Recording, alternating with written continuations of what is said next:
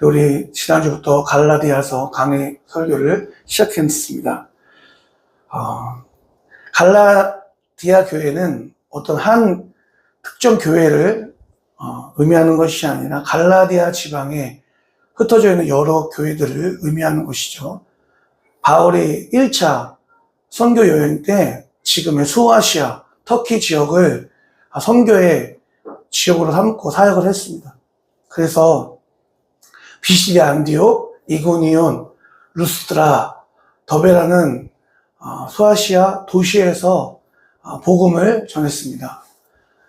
그래서 그 루스드라에서 한 지체가 불편했던, 성경에서는 안진병이가 나오죠. 안진병이를 위해서 기도했는데 하나님께서 그 병을 고쳐주셨어요. 그래서 안진병이가 일어난 거예요. 그래서 사람들이 바울과 바나바를 신으로 막 추앙하게 된 거죠.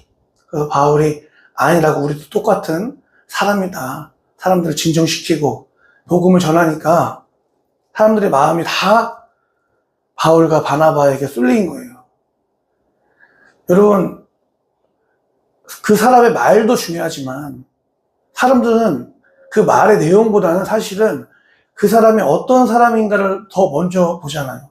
그러니까 바울과 바나바가 신으로 생각하니까 그들이 전한 그 복음이 더 영향력 있게 끼쳐진 거죠. 그래서 사람들이 막 복음으로 돌아오니까 유대교에 있던 사람들이 바울을 잡아다가 신성 모독죄로 돌로 쳐서 거의 이제 죽여놓은 거예요. 그래서 사람들이 봤을 때 죽었구나. 그래서 성 밖으로 던져버렸고, 하나님의 은혜로 바울이 다시 살아나서 다시 더베로 가서 복음을 전하고, 그런 내용이 사도행전 13장, 14장에 기록되어 있습니다. 그러니까 갈라디아 교회는 바울이 정말 우여곡절 끝에, 그리고 자기의 생명과 맞바꿨던 교회인 거예요. 근데 그 교회에 약 2년 후에 거짓 교사들, 야고보에게서 온 형제들이라고 하는 사람들이 교회에 들어와서 사람들의 본질적인 죄성, 자아를 일으키는 말을 한 거예요. 바울은 예수님을 믿어서 구원을 얻는다고 했는데, 믿음으로 구원을 얻는다고 했는데, 사실 우리는 유대교에서 개종한 사람들 아니냐, 우리는 히브리인들 아니냐, 우리 이스라엘 사람들 아니냐, 우리는 모세가 전한 그 율법을 지켜야 구원받는다 라고 바울이 전했던 복음에 율법이라는 내용을 살짝 끼워서 다른 복음을 전했던 거예요. 그러니까 바울이 지금 다른 복음은 없다라고 얘기하고 있는 거예요. 그 사람들이 전했던 그거는 복음이 아니다. 그건 너네가 그걸 다른 복음이라고 하는데 그거는 전혀 다른 메시지다. 다른 복음은 없다. 만약에 내가 전한 복음 외에 다른 얘기를 한다면 그 사람은 저주를 받을 것이다 라고 2번 반복해서 얘기합니다. 성경에서 2번 반복하는 거는 아주 강조하고 있는 거잖아요. 지금 사랑의 사도였던 바울이 다른 복음 외에 다른 복음을 전하면 저주가 있을 거라고 아주 강력하게 얘기하고 있는 것을 우리가 말씀을 통해 알 수 있습니다. 사도행전 15장에 보면 초대교회가 이 율법에 대해서 딱 고민했던 사건이 나옵니다. 예루살렘 총회가 열려요. 그래서 예루살렘 총회의 주된 안건은 무엇이냐면, 우리가 구원 얻는데 과연 율법이 필요하냐, 율법을 지켜야 구원을 받는 것이냐라는 안건을 가지고 회의가 열리는데, 초대교회 수장이었던 예수님의 동생 야고보, 그리고 사도들이 땅 우리가 얻는 구원은 율법을 지켜서 얻는 것이 아니라 믿음으로 구원을 얻는 것이다. 라고 이제 딱 공인을 한 거예요. 그러니까 지금 이 갈라디아 지방에 들어와서 율법을 얘기했던 이 사람들은 야고보가 보낸 사람들이 아니라 예루살렘 본교회에서 보냈던 사람이 아니라 그냥 떠돌아다녔던, 이때 떠돌아다녔던 사역자들이 있었다고 합니다.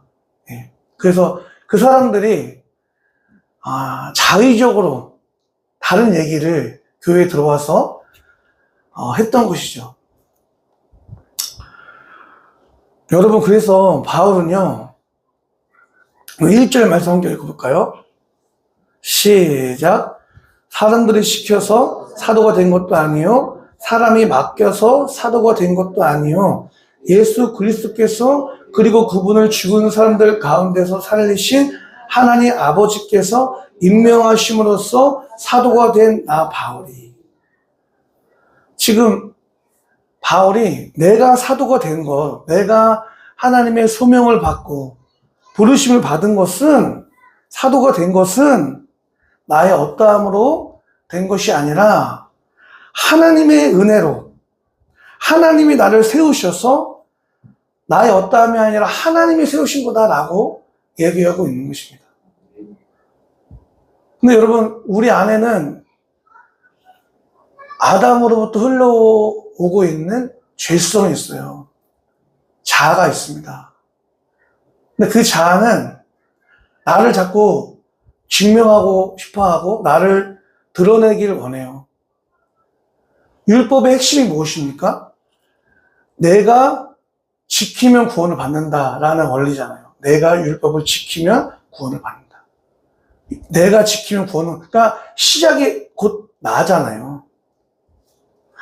근데 복음은 내가 없는 거예요. 전적인 하나님의 은혜로 구원을 받고 구원이 이루어지는 거예요. 근데 우리 안에는 자꾸 거기다가 하나님이 100% 다 만드신 그 위에다가 숟갈 하나 얹으려고 하는 죄성이 우리 안에 있는 것이죠. 저는 지금 이번 주가 날씨가 참 추웠잖아요. 근데 이제 제가 밖에서 이제 일을 하니까 저는 괜찮은데 제가 이제 관공서 가서 일을 해요. 그래서 경찰서 들어가서 이제 차를 이제 세차를 하려고 하면 경찰관 그 관리자들이 놀래요. 오늘도 일하냐고. 오늘도 오셨어요? 막 이렇게 놀래요. 저는 당장 괜찮은데, 저는. 괜찮다고. 그래가지고 일을 하는데 가끔씩 날씨가 추워서가 아니라 그럴 때가 있어요. 이거 언제까지 일해야 되는 거야? 막 이런 생각이 들 때가 있어요. 사람의 마음이 들 때가 있습니다. 여러분, 사도 바울이요, 고린도서 1장 8절, 9절 말씀 보면, 형제들아, 우리가 아시아에서 당한 환난은 너희가 모르기를 원하지 아니하노니 우리가 심한 고난을 당하여 살 소망까지 끊어지고 마음의 사형 선고를 당한 줄 알았으니 라고 얘기하고 있어요. 바울이 사역했던, 바울도 텐트 메이커였어요. 자비랑 사역자. 그러니까 너무 힘이 들잖아요. 그러니까 마음에 사형 선고를 받은 것 같은, 살 소망까지 끊어지는 것 같은 그런 마음이 들었던 거죠. 여러분, 우리 신앙생활이 그렇습니다. 제가 저희 아내한테도 얘기 안 하는 게 있어요. 그 어떤 걸 저희 부모님한테 얘기 안 하는 것도 있고, 제 친구가 있어요. 제일 친한 친구. 아니, 유치원 때부터 친구거든요. 그 친구한테는 얘기를 할 때가 있어요. 그럼 그 친구가 얘기를 듣더니 저한테 그러는 거예요. 야, 너 우울증 같아. 너 그거 우울증이야. 너 심각한데 너 우울증 병원 한번 가봐야 될 것 같은데 그런 얘기를 하는 거예요. 그 친구는 이제 믿음으로 해석을 하지 않으니까 그렇게 얘기를 하는 것이죠. 근데 여러분, 여기에 모인 우리 성도님들 마음 가운데 항상 성령 충만하지 않죠. 그 대단했던 바울도요, 나 이제 살 소망까지 끊어졌어. 더 이상 살고 싶지 않아. 라는 마음이 있었다는 거예요. 복음을 전하고 있는데. 엘리야는 어떻습니까? 아합의 그 제사장, 바알과 아세라 제사장과 850대 1로 영적 전쟁에서 승리했잖아요. 근데 아합의 아내 이세벨이 너가 바알의 선지자를 이렇게 했어? 내일 아침에 너가 죽을 것이다. 라는 그 여자의 말 한마디에 주랭랑 치고 로뎀나무 밑에서 하나님 저 살고 싶지 않습니다. 저 죽여주세요. 라고 했던 게 엘리야예요. 그 여러분 우리 마음 안에는요 이런 연약함이 있습니다. 그러니까 내가 나를 바라봤을 때 여러분 내가 어떻게 이룰 수 있어? 라는 마음이 들 때 있잖아요. 내가 목사인데 어떻게 이룰 수 있어? 내가 교회의 직분자인데 내가 교회 30년 40년 이렇게 예배하고 기도하고 신앙 체험도 많이 하고 했는데 여전히 변하지 않는 내 모습을 바라볼 때 이게 무엇인가 라고 생각이 들 때가 있잖아요. 근데 여러분 그 어떤 책보다 성경에는요 인간의 죄악상을 너무나 많이 얘기하고 있어요. 우리 하준이 제가 어제 하준이한테 그랬어요. 금요일날 하준아 설교 시간 내가 너 이름을 너무 많이 말하는 것 같아. 그래서 좀 줄이려고. 그러니까 하준이가 괜찮습니다 그런 거예요.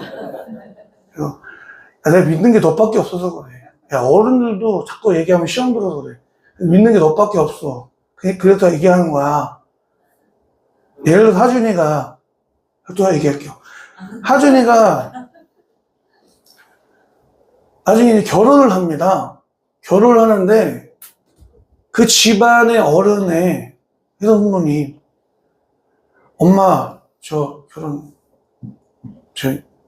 배우자 될 사람이에요. 소개로 왔는데 알고 보니까 이 자매 이 내력을 보니까 뭐 강간 사건, 살인 사건, 예?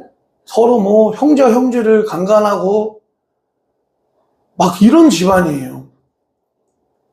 그러면은 허락하시겠어요? 그 주선자가 제가 소개시켜준 사람이 저예요. 그럼 어떻겠어요? 아니 우리 애를 어떻게 생각하길래 이렇게 저런 집안에 우리 애를 이렇게 들잖아요. 여러분 그런 집안이 다윗의 집안이에요. 다윗의 집안입니다. 그 어떤 집안보다 거의 그걸 뭐라 그러죠? 콩가루 집안입니다. 다윗의 집안 자체가. 그런 역사 가운데 예수님이 오셨던 이유는 우리를 이해하고 공감하시고 동정하시려고. 그 죄악의 계복 가운데 예수님께서 오시고 그것을 낱낱이 성경에 다 기록을 하신 거예요. 인간 존재의 실체가 바로 이런 거다라는 것을 얘기하기 위해서. 그러니까 복음을 복음되게 하기 위해서 인간 존재의 실체에 대해서 낱낱이 얘기하고 있는 거예요. 저는 청소년 사역만 10년 하고 이렇게 개척을 했는데 그래서 저는 어른들보다 애들이 편하죠. 근데 이제 지금은 어른들이 편해요. 지금은. 네. 지금은. 근데 제가 청소년 아이들한테 설교할 때 제 얘기를 많이 해요. 제 얘기를. 그래서 왜 많이 하냐면 어떤 방황하는 친구들 있잖아요. 이렇게. 그러면은 야 목사님도 옛날에 너만 그런 거 아니야. 나도 그랬어. 공감하기 위해서. 너 혼자만 그런 거 아니야. 왜냐면 핫한 마귀는 항상 너만 그래 라고 하거든요. 너 혼자만 그러고 있어. 너 혼자만 너네 집만 그래 이렇게. 근데 사실 알고 보면 멀쩡한 집안이 없잖아요. 다 멀쩡한 마음이 없어요. 다 상태가 안 좋습니다. 그래서 공감 너 혼자만 그런 게 아니야. 목사님도 그랬어. 공부 못하는 애 있으면 너는 너 30등, 야, 나는 얘는 전교 꼴등도 했어. 그런 걸 막 얘기한단 말이에요. 근데 이제 어떤 친구들이 들리는, 아, 우리 목사님, 전사님도 옛날 담배 폈대. 전사님도 집 나갔었대, 2번이나. 전사님도, 막 그랬대. 전사님도 공부 안 했대, 꼴등 했대, 옛날에. 자기도 그렇게 안 하려고 하는 애들이 있어요. 그러면 그 얘기를 한 저의 어떤 목적이 너무 빗나가는 거잖아요.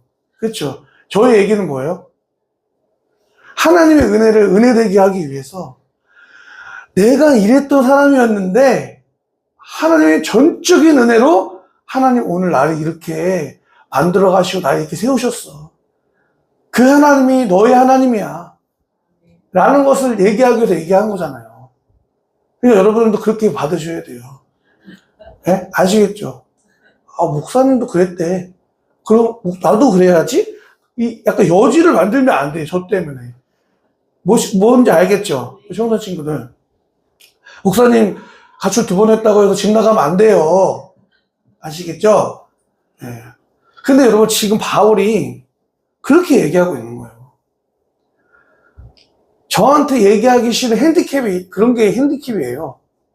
아니, 제가 예전에 방황했던 얘기들, 그런 어두운 얘기를 사실 얘기하면 요즘 시대에 선입견을 가질 수 있거든요. 저 목사님은 그런 사람이었어. 안 좋게. 근데 그럼에도 불구하고 그런 것을 얘기하는 거는 정말 하나님의 은혜가 지금도 성경에만 기록되어 있는 게 아니라 하나님의 은혜가 사람을 살리고 세우고 제 친구들이 제가 신학교 간다고 했을 때 제 친구들이 야 다른 애들은 다 가도 넌 가면 안 돼 그랬었어요.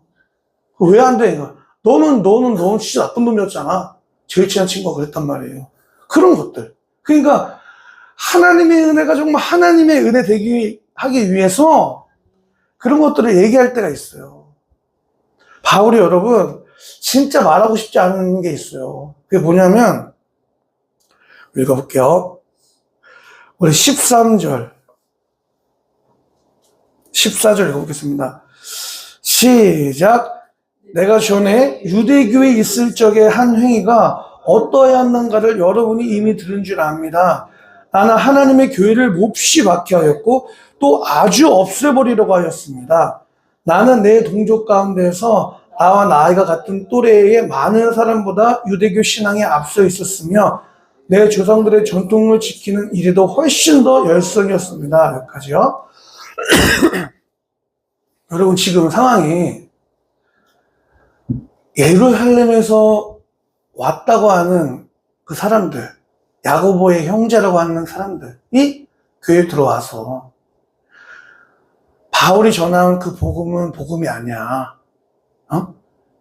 바울은 사실 진짜 사도도 아니야. 거짓 사도야. 자칭 사도야. 사도권에 대해서 의심하게 만들고. 그러니까 바울의 존재 자체가 흘리니까 바울이 얘기했던 모든 게 흔들리고 있던 상황이에요. 이런 상황 가운데서 바울이 자기를 변호하는데 지금 이 얘기가 나는 예전에 교회를 없애버리려고 했고 예수님 믿는 사람들 다 잡아다 폭행시키고 감금시키고 이랬던 얘기를 하는 게 바울에게 전혀 유리하지 않은 얘기잖아요. 불리합니다. 근데 이 얘기를 하는 이유가 있어요. 그 이유는 무엇이냐면 우리 11절 읽어볼게요. 시작. 형제자매 여러분, 내가 여러분에게 밝혀드립니다. 내가 전한 복음은 사람에게서 비롯된 것이 아닙니다. 그 복음은 내가 사람에게서 받은 것도 아니요, 배운 것도 아니요, 예수 그리스도의 나타나심으로 받은 것입니다. 그러니까 내가 사도가 된 것은 내가 여러분에게 전한 복음은 저의 어떠함으로, 저의 어떤 신학적 사상이나 내 사고나 나의 어떤 지식으로 전한 것이 아니라 전적인 하나님의 은혜로 내가 받은 계시를 전한 것입니다. 내가 사도가 된 것도 제가 되고 싶어서 된 거 아니에요. 이거예요. 여러분, 저 어떤 사람인지 아시죠? 제가 어떤 나쁜 놈인지 아시잖아요. 저를 하나님께서 전적인 은혜로 부르시고 세우셔서 제가 사도가 된 것이고, 제가 전한 복음도 하나님의 100% 계시에 의해서 여러분에게 전한 것입니다. 라는 것을 얘기하기 위해서 본인의 핸디캡을 얘기하고 싶지 않은 자기의 그 얘기를, 부끄러운 과거를 지금 얘기하고 있는 거예요. 왜냐하면 하나님의 은혜를 정말 은혜되게 하기 위해서. 여러분, 우리는 전적인 하나님의 그 은혜와 그 복음을 자꾸 내가라는 것을 자꾸 얹으려고 할 때가 있어요. 예를 들어서 지금 저희 예수 사는 교회가 훗날에 엄청 부흥했어요.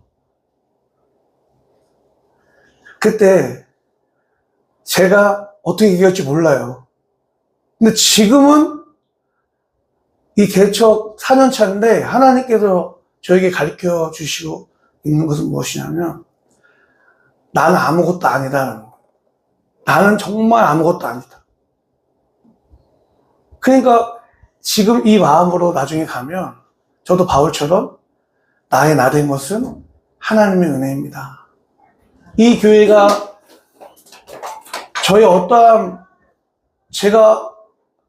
저의 어떤 능력이나 제가 어떻게 고생해서 세운 교회가 아니라 전적인 하나님의 은혜로 세워진 것입니다. 라고 얘기하고 싶어요. 그런데 나중에 어떻게 될지 모릅니다. 정말 몰라요. 왜냐하면 제 안에 죄성이 있기 때문에 그래요. 죄성. 자꾸 만약 여기 계신 분들이 다 나중에 우리 하준이가 나중에 장로님 돼가지고, 모르지, 목사님이 돼가지고, 이 교회 부흥한 거는 목사님 고생하셨죠. 고생하셨죠. 근데 목사님은 고생했어요? 다 고생한 거지. 라고 얘기하면 저도 인간인지라 어떨까요?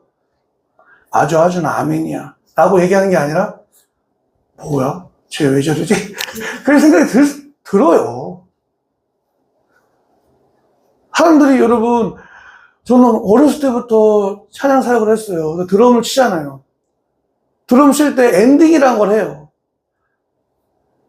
주 예수를 구원되리. 드럼으로 드럼 따다 빵 한단 말이에요. 그때 따다 하나님께 영광 100% 이래야 되는데, 따다 빵 하면 어떤 마음이 될까요? 나 멋있어. 딱. 그 마음이 되게 괴로워요.